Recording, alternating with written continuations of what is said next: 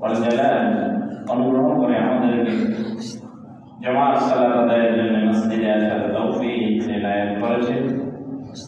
আমরা আমাদের সে মহান মনিবের দরবারে শুকরিয়া আদায় করছি, আলহামদুলিল্লাহ। সালাম বর্ষিত হোক সর্বকালের সর্বশ্রেষ্ঠ ব্যক্তি আমাদের প্রিয় নবী বিশ্বনবী মুহাম্মদুর রাসূলুল্লাহ সাল্লাল্লাহু আলাইহি ওয়াসাল্লামের প্রতি। সাহাবায়ে কেরামের জান্নাতের সুউচ্চ মর্যাদা, শুহাদাদের শাহাদাতের কবুলিয়ত আল্লাহ তাআলার কাছে কামনা করছি, আল্লাহ যেন কবুল করেন, বলি আমিন। হাজিরিন, আমরা যারা ঈমান এনেছি আমাদের এই ঈমানের উপরে টিকে থাকার জন্য, পরকাল থেকে নাজাত পাওয়ার জন্য কিছু বিষয়ে গুরুত্ব দেওয়া আমাদের জন্য খুবই জরুরি, যাতে করে আমাদের ঈমানটা বিনষ্ট না হয়ে যায়, ঈমানটা যাতে করে ক্ষতিগ্রস্ত না হয়, পরকালে যাতে আমরা ক্ষতিগ্রস্তদের অন্তর্ভুক্ত না হই। সেজন্য আমাদের বেশ কয়েকটি বিষয়ে খুব বেশি গুরুত্ব দেওয়া দরকার। আল্লাহ রাব্বুল আলামিন সূরা আল-আহকাফ 103 নম্বর আয়াতে আল্লাহ তাআলা ইরশাদ করছেন, কিয়ামতের দিন কিছু মানুষ থাকবে এমন, ফালা নুযিমু লাহুম ইয়াওমাল কিয়ামাতি ওয়াজনা, আল্লাহ তাদের জন্য বিচার মানে মিজানের পাল্লা দিয়া ওজন করার কোনো প্রয়োজনই মনে করবেন না। কোনো ওজন করা ছাড়াই একেবারে ডাইরেক্ট জাহান্নামে চলে যাবে। আল্লাহ এর থেকে আমাদেরকে হেফাজত করুন, বলি আমিন। কোরআন কারীমে আল্লাহ রাব্বুল আলামিন বলছেন,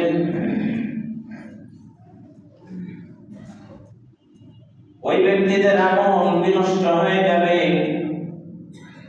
আন্নাহুম ইউহসিনুনা সুন্না,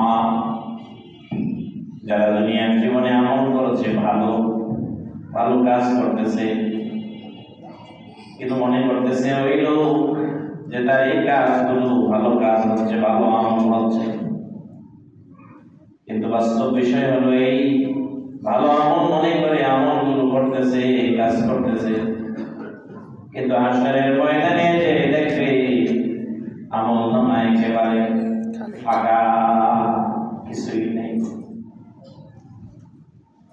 আল্লাহ রাব্বুল আলামিন বলেন, আল্লাযীনা দাল্লা সা'য়ুহুম ফিল হায়াতিদ দুনিয়া, দুনিয়া জীবনে তারা যে আমল করেছে, আমলগুলো ব্যর্থ হয়েছে, ওয়াহুম ইয়াহসাবুনা আন্নাহুম ইউহসিনুনা সুন্না, সবচেয়ে বড় ক্ষতির কারণ হলো এটি, এই মানুষগুলোর আমল যে ব্যর্থ এটা তারা বুঝতে পারে না। তারা মনে করতেছে আন্নাহুম ইউহসিনুনা সুন্না, তারা খুব ভালো আমল করতেছে।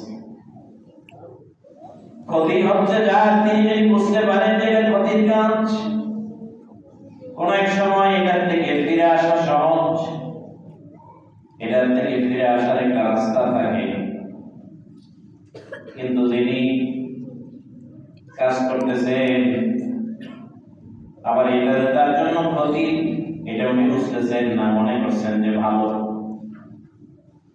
এটা সবচাইতে ক্ষতিকর বিষয়।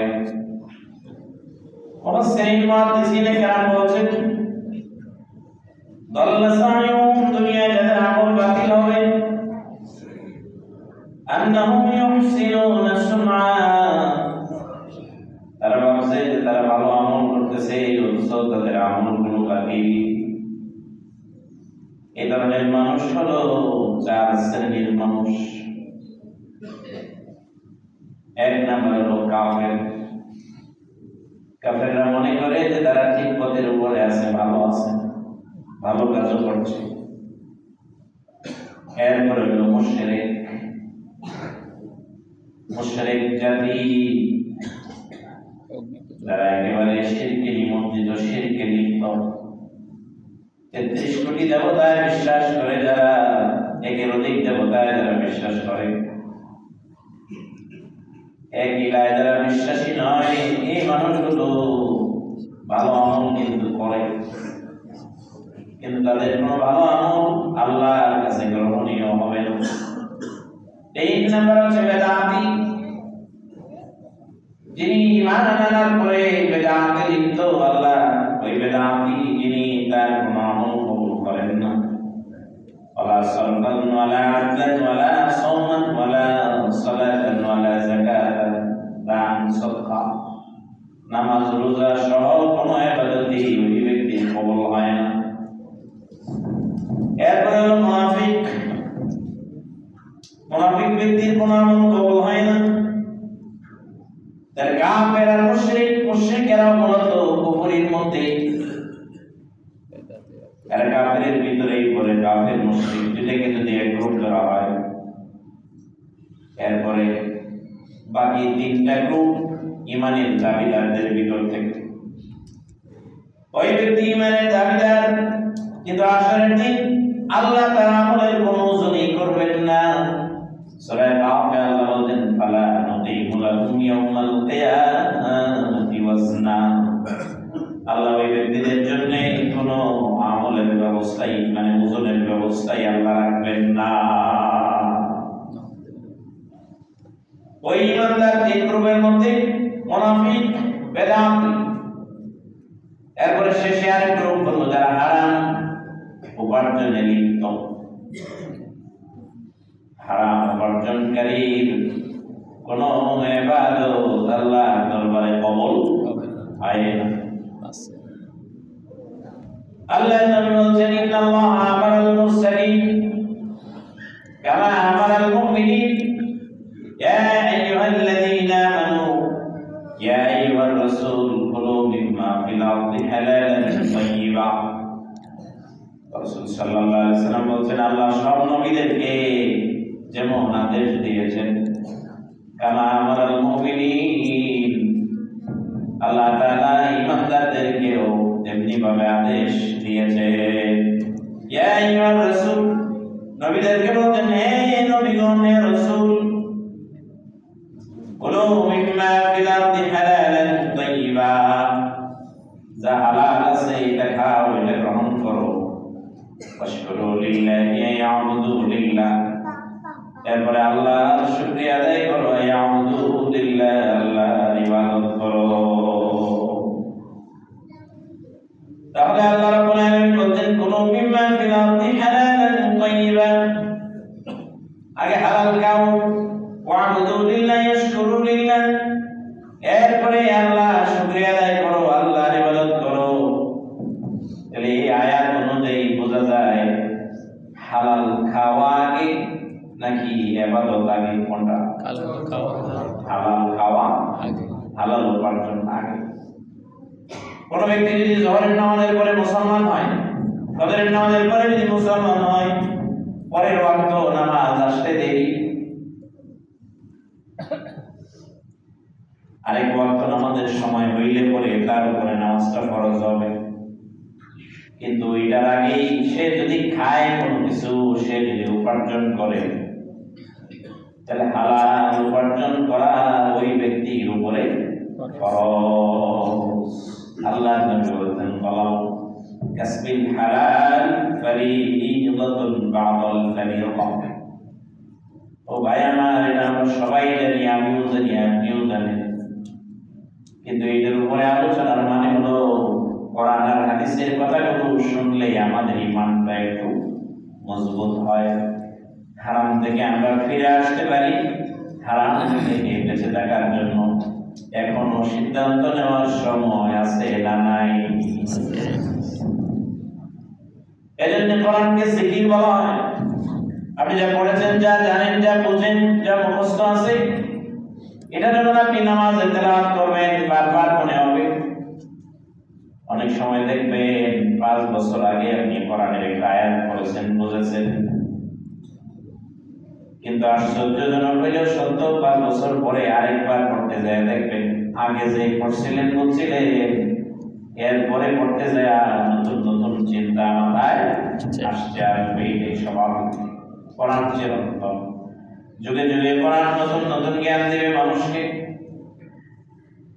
এক সময় আমাদের আলেম ওলামারা ব্যাখ্যা করেছেন কোরআনের আয়াতে আল্লাহ তাআলা বলছেন মায়ের পেটের রমন ফিল আরহাম, মায়ের পেটের মধ্যে কি আছে এটা আল্লাহই ভালো জানেন। তখন আল্ট্রাসাউন্ড যখন আবিষ্কার হয় নাই তখন ওলামায়ে ব্যাখ্যা করতেন এইভাবে যে মায়ের পেটের সন্তান ছেলে না মেয়ে ভূমিষ্ঠ হওয়ার আগে এটা জানা যায় না। কিন্তু যখন আল্ট্রাসাউন্ড আসছে আকৃতি হয়ে যাওয়ার পরেই এখন তো এটা জানা যায়। তাহলে আসল ব্যাখ্যাটা হলো সন্তান যখন শুরু হয়েছে মায়ের পেটে যখন গেল, পিতার ফুটানাবাদ পানি থেকে মায়ের ফুটানাবাদ পানি থেকে যখন সন্তান সৃষ্টি হওয়া শুরু হলো, ওই সময়ে ওই পানি দিয়া সন্তানরা ছেলে হবে না মেয়ে হবে কোনো বিজ্ঞানী বের করার মতো কোনো ক্ষমতা নাই। এখন আলোচনা করে আমরা আকৃতি হওয়ার পরে বুঝতে পারি যে রিমোট আসলে ছেলে না মেয়ে বোঝা যায়। কিন্তু আকৃতি হওয়ার আগে মায়ের গর্ভের সন্তান ছেলে হবে না মেয়ে হবে বোঝার কোনো উপায় আছে? কে জানেন? আল্লাহ রাব্বুল আলামিন যখন সৃষ্টি করেন একজন ফেরেশতা পাঠান। ফেরেশতা আল্লাহর ইচ্ছা অনুযায়ী আল্লাহর নির্দেশনা অনুযায়ী লিখতে শুরু করে সে কি করবে দুনিয়ায় এসে। এটা হলো তাকদীর। আমাদের একটা জ্ঞান নাই, এটা ভালোভাবে বুঝতে হবে। ভবিষ্যতের কোনো জ্ঞান আমাদের নাই, কোনো জ্ঞান নাই। কোরআন কারিমে আল্লাহ তাআলা বলছেন পাঁচ প্রকারের জ্ঞান আল্লাহর হাতে। তার মধ্যে একটা হচ্ছে ওমা তাদরি নাফসুম মাযা তাকসিবু গাদা, আগামীকাল কোনো ব্যক্তি কি অর্জন করবে এটা সে জানে না, কোন জায়গা দিয়ে যাবে। ওমা তাদরি নাফসুম বিআইয়ি আরদিন তামুত, কোন জায়গায় যায় মারা যাবে এটা সে জানে না। আচ্ছা বুঝে থাকেন যদি আমাদের একটা প্রশ্নের উত্তর দেন। কোন ব্যক্তির মৃত্যুর সময় কাছাকাছি চলে আসছে, সে বুঝতে পারছে, সে কনফার্ম যে 5 মিনিটের মধ্যে তার মৃত্যু হয়ে যাবে। সে বলেন তো দেখি লোকটা যদি দাঁড়ানো থাকে কি করবে? দাঁড়ায় থাকবে, বসবে না শুয়ে পড়বে কোনটা? মনে করেন 1 মিনিট পরে তার মৃত্যু, সে বুঝতে পারছে যে 1 মিনিট পরে সে মারা যাবে। লোকটা দাঁড়ানো আছে ধরে, এখন সে কি করবে? দাঁড়াই থাকবে? কথা বলেন কি দাঁড়াবে? দাঁড়ায় সে থাকবে না। কি করবে? কমপক্ষে বসবে আর নাহলে শুয়ে পড়বে। মৃত্যু যখন হচ্ছে হয়েই যাচ্ছে, বুঝতে পারছে যে মনে হয় সে আর বাঁচবে না, একেবারে দম যাওয়া শুরু হয়ে গেছে, বুঝতে পারছে যে আমি আর বাঁচব না। অনাকাঙ্ক্ষিত ভাবে পড়ে যাওয়ার থেকে বাঁচানোর জন্য সে বসবে, না হয় সে শুয়ে পড়বে। কিন্তু আসলে কোন জায়গায় যে মারা যাবে এটা কেউ জানে না। এই জ্ঞানটা কার কাছে? আল্লাহ। একটা জ্ঞান আমাদেরকে দেননি, মানুষকে দেননি, ভবিষ্যতের জ্ঞান। আগামীকাল কোথায় যাবে এই জ্ঞান নাই। আপনার চিন্তা আছে, পরিকল্পনা আছে। অনেক সময় আমাদের চিন্তা, আমাদের পরিকল্পনা বাস্তবায়িত হয় না। বাসা থেকে বের হয়েছে অফিসে যাওয়ার জন্য, ফোন আসছে নিকটাত্মীয় মেডিকেলে সিরিয়াস, এখনই যেতে হবে, সব বাদ দিয়া অফিসের ব্যাগ কাঁধে নিয়ে মেডিকেলে যেতে হয়। বের হয়েছে মেডিকেলে যাওয়ার জন্য, অ্যাক্সিডেন্টে একেবারে ডাইরেক্ট স্পট ডেথ, মৃত্যু। অফিস যাওয়া হয়েছে না, কিছুক্ষণ পরে অবস্থা নেই। আমাদের একটা পরিকল্পনা থাকে, আমরা কি করবো এটা একটা প্ল্যান থাকে, চিন্তা থাকে, কিন্তু সিদ্ধান্ত বাস্তবায়ন হয় কারটা? আল্লাহ। আমরা আল্লাহর কাছে দোয়া করি মৃত্যুর সময় আমরা যদি ঈমান নিয়ে যেতে পারি, এটা অভিজ্ঞান আল্লাহ দান করে। যিনি যার শেষ কথা হবে কালিমা লা ইলাহা ইল্লাল্লাহ মুহাম্মাদুর রাসূলুল্লাহ, দাখালাল জান্নাহ, সে আল্লাহর জান্নাতে ঢুকে যাবে। সুবহানাল্লাহ। আল্লাহু আকবার। তবে হ্যাঁ, কয়েক ধরনের অপরাধ, গুনাহ, এগুলো আমল নামায় থাকলে পরে জান্নাত পাওয়া যায় না। শহীদের শাহাদাত কবুল হয় না যদি ঋণ থাকে। ঋণগ্রস্ত ব্যক্তির ঋণ পরিশোধ না হওয়া পর্যন্ত তার শাহাদাত আল্লাহর দরবারে কবুল হয় না।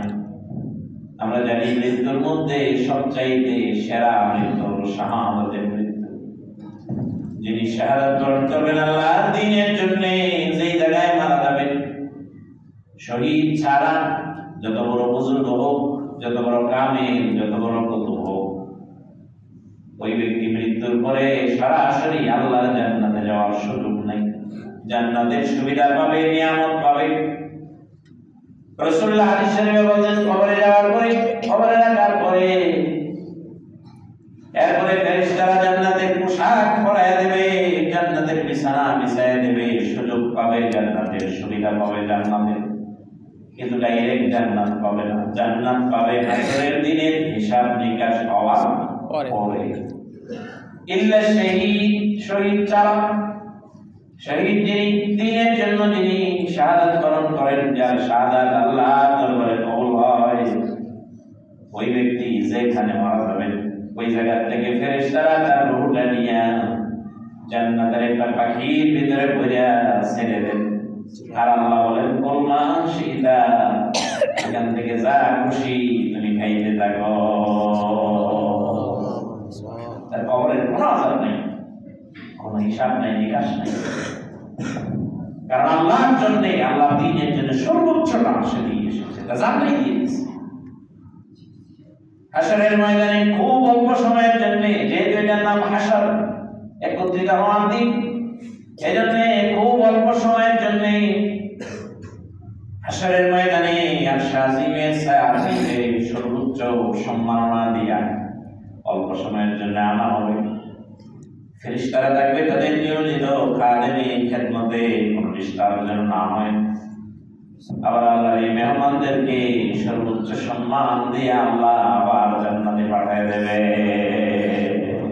সেই ও ভাই, আমরা বলছিলাম আগামী দিন কি হবে এটা আমরা জানি না, গায়েবের জ্ঞান নাই।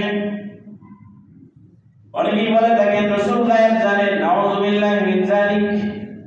আল্লাহ নিজে কোরআন কারীমে বলেন, ওয়া ইনদাহু মাফাতিহুল গায়বি, গায়েবের জ্ঞান শুধুমাত্র তার কাছেই।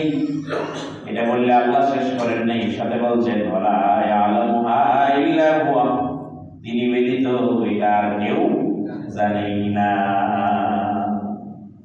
শুধু যদি আগেরটা বলছেন যে ওয়া ইনদাহু মাফাতিহুল গায়বি, তার কাছে গায়েবের জ্ঞান, তাহলে বুঝলেই তো যে তার কাছে গায়েবের জ্ঞান অন্য কারো কাছেও কিছু না কিছু থাকতে পারে। পরে আবার বলছেন ওয়ালা ইয়ালামুহা ইল্লা হুয়া, তিনি ব্যতীত এটা আর কেউ জানেই না। আমরা বলছিলাম কয়েক শ্রেণীর মানুষ, যে মানুষগুলো কিয়ামতের দিন যাদের ভালো কাজের কোনো ওজনই হবে না, হাসরের দিন কিন্তু ওজন করা হবে, গণা হবে না যে আপনি কত হাজার সওয়াব কামাই করেছেন, কয় লক্ষ নেকি আপনার রয়েছে, কোনো গণা নাই, গণা নাই, এগুলো গণা হবে না, ওজন করা হবে। মিজানের পাল্লায় ওজন দেওয়া হবে। কারো কারো সওয়াবের পরিমাণ হবে কম, কিন্তু পারদের মতো ওজন। কারো কারো সওয়াব অনেক বেশি, তোলার মতো হালকা। আল্লাহ নবী সাল্লাল্লাহু আলাইহি ওয়াসাল্লাম বলেন, সাহাবায়ে কেরামকে লক্ষ্য করে তোমাদের পরে যারা আসবে, সাহাবীরা যদি এক মুঠ পরিমাণ গম আল্লাহর রাস্তায় দান করেন, এক মুঠ, মুঠ বলা হয় কোন ব্যক্তির হাত দিয়া সবচেয়ে বড় করে ধরা একটা ডাব্বা দিলে বা আপনার এইভাবে উঠাইলে যতটুকু উঠে, এটাকে বলা হয় মুঠ। এই মুঠের পরিমাণের মধ্যে মিশরের মুঠ হলো সবচেয়ে বড়, কারণ মিশরের মানুষদের আকৃতিও মাশাআল্লাহ বড়, আকৃতি যার বড়, হাত বড়, তার কাপলার মতো গুলো বেশি। সাহাবীরা যদি এক মুঠ পরিমাণ গম আল্লাহর রাস্তায় দান করেন, এটাতে সওয়াব হবে। এর পরবর্তীতে যারা ঈমান এনেছে তাদের ইখলাসের উপরে ভর করে, ইখলাসের উপরে নির্ভর করে পাহাড় পরিমাণ স্বর্ণ যদি আল্লাহর রাস্তায় দান করে, রাসূলুল্লাহ সাহাবীদের হাতে এক মুঠ পরিমাণ গম দানের চাইতে ওইটার সওয়াব বেশি হবে না। কারণ ওজন করা হবে, পরিমাণ দেওয়া হবে আপনার ওজন দিয়ে, গনে গনে না। আপনি 10, 20, 30, 50, 60, 100, 200, 500 নেই না, ওজন করা হবে। যে শ্রেণীর মানুষের কোনো ওজনই নেই, যে আমলগুলোর কোনো ওজনই করা হবে না, ওজন থেকে একেবারে বাদ। আল্লাহ বলেন ফালা তুতিকুলাহুম ইয়াউমাল কিয়ামাতি ওয়াজনা, তাদের জন্য ওজনের কোনো ব্যবস্থাই নেই, এই আমলগুলো ওজন থেকে বাদ পড়ে যাবে। তার মধ্যে একটা হচ্ছে হারাম উপার্জনের আমল। অনেক সময় মানুষ হারাম উপার্জনের টাকা দিয়ে হজ করে আসে, চিন্তা করে একেবারে বড় কামাই হয়ে গেছে। এটা আমাদের ব্যর্থতা। আমরা যারা আলেম, যারা জাতির রাবারের দায়িত্ব যারা আমরা পালন করেছি, এটা আমাদের ব্যর্থতা। কারণ টাকা যিনি দিয়েছেন দিনের জন্য, কোনো কাজের জন্য, আল্লাহ রাস্তায় দান করছেন, আমরা কোনোদিন খুঁজে দেখতে যাই না এটা হালাল দিল না হারাম দিল, দেখছি নাকি আমরা? ও ভাই আমার এজন্য বলি, দেখেন কত চমৎকার চিন্তা। রাসূলুল্লাহ সময় আল্লাহ রাসূল নবী হওয়ার আগে কুরাইশরা কাবা নির্মাণ করবে। আপনারা যারা বাইতুল্লাহ গিয়েছেন দেখেছেন, অথবা লাইভে আপনারা দেখেছেন, সবাই দেখার কথা, কাবা ঘরের পাশ দিয়ে আরেকটা ছোট্ট বাউন্ডারির মতো করে এরকম একটা ওয়াল করা আছে, দেখছেন আপনারা? এটাও কিন্তু কাবার ভিতরে। ওই বাউন্ডারির ভিতরে যদি কেউ নামাজ পড়ে, ধরে নেওয়া হবে যে উনি আল্লাহর ঘরের ভিতরে নামাজ আদায় করেছে। ওইটা আল্লাহর ঘর, করা যায় না। ওটা ইব্রাহিম আলাইহিস সালামের দেয়া বাউন্ডারি, ইব্রাহিম আলাইহিস সালামের নির্মাণ করা কাবার অংশ। কুরাইশদের অর্থ সংকটের কারণে, অভাব অনটনের কারণে ঘর নির্মাণ করবে, একটা নির্মাণ করবে, টাকা পয়সা কমের জন্য একটু বাদ দিছে, পাশে একটু বাদ দিয়া বাকিটাকে তারা উঠাইছে, ওইটুকু বাউন্ডারি দিয়ে রেখে দিছে যে এটা আল্লাহর ঘর। ও ভাই আমার, টাকা পয়সার এত অভাব করে নেয়, এত অভাব করে নেই জাহিলিয়াতের যুগে। আল্লাহর নবী যখন নবী হন নাই, নবীর স্বীকৃতি তিনি এখন দুনিয়ায় দেন নাই, আমি রাসূল এই কথা তিনি বলেন নাই, কোরআন নাযিল হওয়া শুরু হয় নাই।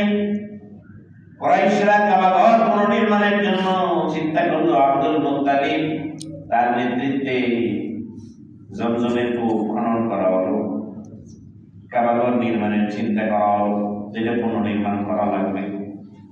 ওই সময় ওই মানুষগুলোর মাথায় আল্লাহ কি চমৎকার একটা চিন্তা দিয়ে দিলেন। তারা বসে সিদ্ধান্ত নিল কয়েক ধরনের অর্থ এই আল্লাহর ঘরের কাজের জন্য তারা নেবে না। সুবহানাল্লাহ বলবেন না? মানুষগুলো মুশরিক, কিন্তু চিন্তাটা কত পরিষ্কার, কত স্বচ্ছ। এক নাম্বার, পতিতা মহিলার উপার্জন। যে মহিলা পতিতা বৃত্তি করে উপার্জন করেছে, তার অর্থ আল্লাহর ঘরের জন্য নেবে না। সুদি দিয়া যারা উপার্জন করেছে, তাদের অর্থের উপার্জন আল্লাহর ঘরের জন্য নিবে না। 3 নাম্বার, জবরদখল করে যারা উপার্জন করেছে, তাদের অর্থ আল্লাহর ঘরের জন্য নেবে না। ডাইরেক্ট ঘোষণা দিচ্ছে যে এই অর্থ আমরা নেব না, এরকম অর্থ যারা আছে দিও না। ওই মানুষগুলো ওই সময়ও কত ভালো ছিল। আমরা বলে কি করতাম, যাই বলতাম যে ভাই এটা ভালো, 100% হালাল কামাই, আমার নিয়ে যান। 2 নম্বরটারে 1 নম্বর বললে চালাইয়া দিতাম। এরকম মানুষ নাই নাকি? আছে না? আছে, অভাব নাই। মানুষগুলো খারাপ ছিল, এই খারাপটা করে নাই। বলছে সর্বনাশ, এটা তো আমার, এটা তাইলে দেওয়া যাবে না। এটা অর্থের অভাবে বাদ দিল, কত বাকিটা নির্মাণ করলো। ও ভাই আমার, ভালোভাবে বুঝুন, হালাল উপার্জনের গুরুত্ব কত বেশি। উপার্জনের ভিতরে হালাল হারাম যদি মিক্সার হয়ে যায়, এর চাইতে বড় ক্ষতি, এর চাইতে বড় খাসারা আল্লাহ জগতে আর নাই। পেশা কি, এটা বড় গুরুত্বপূর্ণ বিষয় নয়। উপার্জন হালাল কিনা, এটা হলো গুরুত্বপূর্ণ বিষয়। এজন্য সুদারের কাজ করেছেন কাঠ মিস্ত্রি। আমাদের সমাজে কাঠ মিস্ত্রির কি মূল্য আছে? তার এখন কাঠ মিস্ত্রি আল্লাহ কাঠ মিস্ত্রিকে নবুয়ত দিতে দ্বিধাবোধ করেন নাই, অথবা তিনি কাঠ মিস্ত্রি দায়িত্ব পালন করেছেন নবুয়তের জন্য আল্লাহ আগেই তো সিলেক্টেড করেছেন। কাঠ মিস্ত্রির মতো পেশায় আল্লাহ ওই ব্যক্তিকে যেতে বাধা দেন নাই। পেশায় সুধা তিন নবী পেয়েছে, সুবহানাল্লাহ বলবেন না? পেশায় যদি সেটি পেলে যেতে চাই না, আর এই পড়াশোনা করছি যেদিন পেশাকে করা যায়, বড় চাকরি করিয়া 2 নম্বর উপার্জন করার চাইতে রিক্সা চালায় যিনি উপার্জন করেন হালাল মধ্যে, তাহলে তো 100% হালাল, তারটা হালাল। আল্লাহ নবী বলছেন ইন্নাল্লাহা আমারাল মুরসালিন, আল্লাহ নবীদের আদেশ দিয়েছেন, কামা আমারাল মুমিনিন, মুমিনদেরকে আদেশ দিয়েছেন। নবীদেরকে আল্লাহ যে আদেশটা করেছেন, ইমানদারদেরকেও আল্লাহ এখানে একসাথে নেকি আদেশ দিয়েছেন। আলহামদুলিল্লাহ। আল্লাহ বলছেন কুলু মিম্মা ফিল আরদি হালালান তাইয়্যিবা, যেটা হালাল আছে পবিত্র আছে এটা খাও, হারামটা খাইও না। আমরা জানি মুরগি মরে গেলে জবের আগে কি হয়ে যায়? হারাম। গরু জবের আগে মারা গেলে ওটা খাওয়া হারাম, অথবা আল্লাহর নাম নেওয়া ছাড়া যদি জবাই করে ওইটাও হারাম।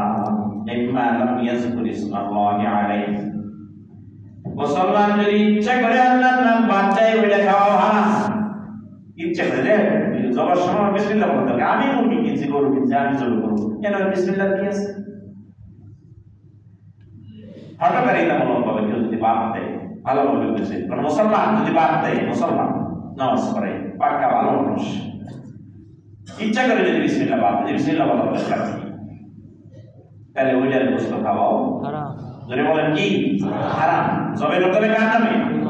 আরে আপনি তো পশুটাই নিয়ে বড় করেন নাই, করেন কেন? আল্লাহ বলছেন তোমাদের সামনে যা দেখো পশুর দুধ খাও, কোনটার উপরে আরোহণ করো, কোনটার গোশত তোমাদের কাছে খুব ভালো চমৎকার, এগুলো সৃষ্টি করেছেন কে? আল্লাহ। সুতরাং জবের সময় নাম নিতে হবে কার? তার। হ্যাঁ, ভুলে যদি বাদ করে বিসমিল্লাহ বলতে মনে নেই, কোনো সমস্যা নেই, খাওয়া যায়। এজন্য বাজারে মুরগি কেনার সময় মনে করাই দেবেন যে ভাই বিসমিল্লাহ কইও, পাশের থেকে আপনি বলে দিলেন বিসমিল্লাহ আল্লাহু আকবার, না নিজে নিজে জবে করো। তাহলে বললাম জবের সময় যদি আল্লাহর নাম নেওয়া না হয়, এরপরে যদি জবের আগে যদি মারা যায় গরু অথবা মুরগি, তাহলে এটার গোশত খাওয়া হারাম। সাভারের প্রাচীন হোটেল প্রবীণ হোটেলের মধ্যে স্ট্যান্ডে পরিচিত সরুচিল হোটেলে খাইতে গেছে, কোনো কারণে ভাত খাবেন, ভাত দেওয়ার পরে বলতে স্যার কি দিব,